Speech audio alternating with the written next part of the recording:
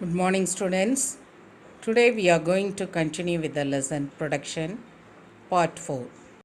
Before that, let's recall the previous day's lesson. The factors of production. What are the factors of production? Land, labor, capital, and organization. Now say, what is land? Land is a factor of production, refers to all those natural resources or gifts of nature which are provided free to man. Very good. And what are the characteristics of land? Yes, land is a free gift of nature. Land is fixed in supply. Land is imperishable. And the fourth one, land is a primary factor of production. Land is immovable. And land has some original indestructible powers. The last one, land differs in fertility. Yes, very good. And today we are going to see the second factor of production, that is labor. Do you know who is a labor? Yes, a person who do physical work for wages. Alfred Marshall defines labor as the use of body or mind, partly or wholly, with a view secure an income apart from the pleasure derived from the work. Who is the father of economics? Adam Smith. Now say, who is the father of economics? Adam Smith is known as father of economics. Let's see the characteristics of labor. Labor is more perishable. What is the meaning for perishable? Spoiled or decay. We cannot store labor. If a person does not work, his labor is lost forever. Labor can neither be postponed nor accumulated for the next day.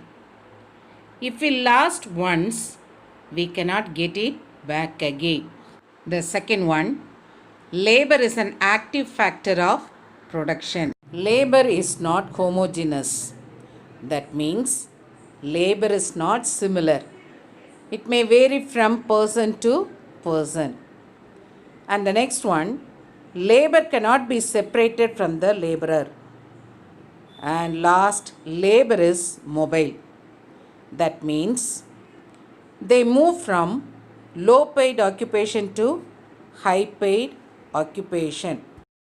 Individual labor has only limited bargaining power. That means they cannot fight with their employer for a rise in wages or to improve their workplace condition.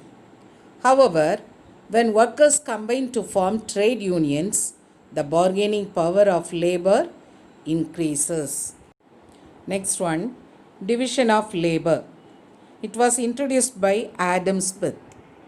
Division of labor means dividing the process of production into distinct and several component process and assigning each common components in the hands of labor or a set of laborers who are specialists in that particular process.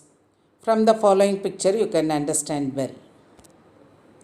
For example, in the car manufacturing unit, the body of the car is made by some laborers and the machinery work is done by some other laborers. A tailor stitches a shirt in full.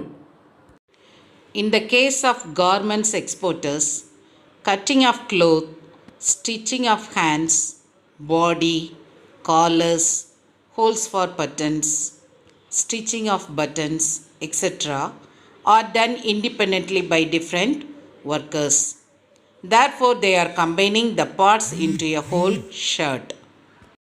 Next, merits of division of labor. It improves efficiency of labor by doing the same task and facilitates the use of machinery in production, resulting in invention.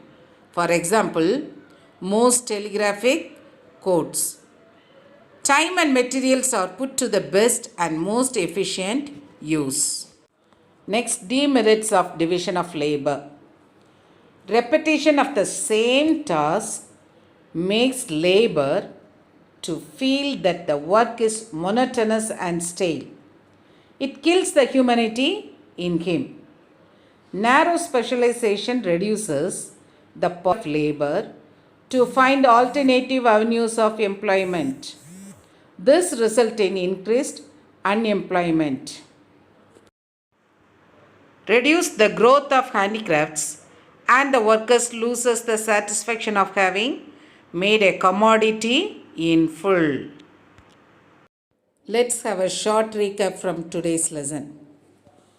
Labor is the human input into the production process. And if you take the characteristics of labor, labor is more perishable than other factors of production. Labor is an active factor of production. Then labor is not homogeneous.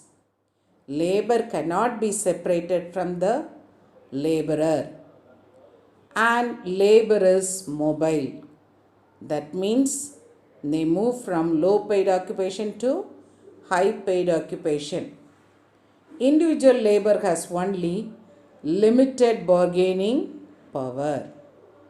And if you take the division of labor means dividing the process of production into distinct and several components and assigning each component in the hands of a labor or a set of laborers who are specialists in the particular process.